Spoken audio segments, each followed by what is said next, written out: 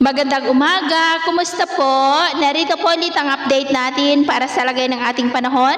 Ngayong umaga po ng September 2, 2023 na kung saan sa ngayon ay patuloy pa rin ang pag-iral at paglakas ng habagat na patuloy po na pinapalakas ng mga bagyo at LPA dyan po sa may bandang taas ng ating bansa. Si formerly Goring ay tuluyan na po na nakalayo dito sa atin. Samantala si Bagyong Hana naman ay nagbabanta na mag-stationary o magtatagal pabalik po dyan sa may southern part ng Taiwan mula Lunes hanggang Huwebes na posibleng magdulot ng maulan na panahon na minsan ay may mga pagbugso ng hangin dyan po sa may extreme northern Luzon lalo na po sa may Batanes. At ang LPA naman at si Bagyong Kirogi sa labas ng ating PAR ay hindi naman po banta sa ating bansa maliban sa patuloy nilang hinahatak ang habagat. At dahil dyan, malakas na bugso ng habagat ang ating paghandaan hanggang next week po.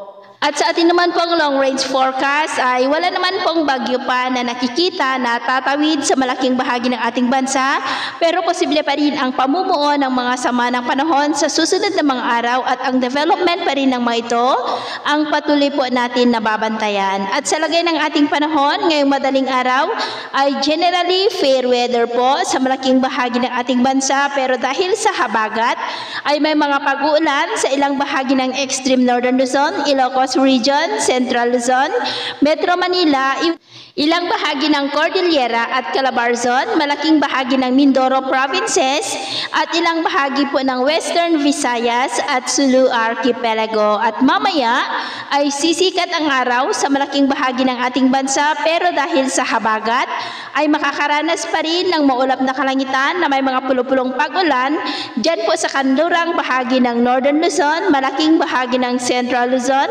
Metro Manila, ilang bahagi ng Calabarzon at Mindoro Provinces, maging sa ilang bahagi ng Western Visayas at Zamboanga del Sur. At mamayang hapon sa malaking bahagi ng Luzon ay mataas muli ang tsansa ng maulap na kalangitan na may mga pulupulong pag-ulan sa ilang bahagi ng Western Visayas, Zamboanga Peninsula at Northern Mindanao. Kaya mag-ingat po tayo dahil posible pa rin ang mga banta ng mga pagbaha at pagguho ng lupa. At sa atin namang mga baybayin, dahil po sa habagat at trough ng bagyong si Hana ay maalon po dyan sa may extreme northern Luzon at dulot naman ng habagat ay maalon naman sa buong seaboard ng kanlurang bahagi ng Luzon na ang mga alon po ay posibleng aabot hanggang po sa 1.5 to 3 meters height. Kaya iwasan muna natin ang papalaot lalo na po dyan sa mga may kulay pula para mas makaiwas sa mga sakunang pangkaragatan. So yun po ang latest update natin sa araw na ito.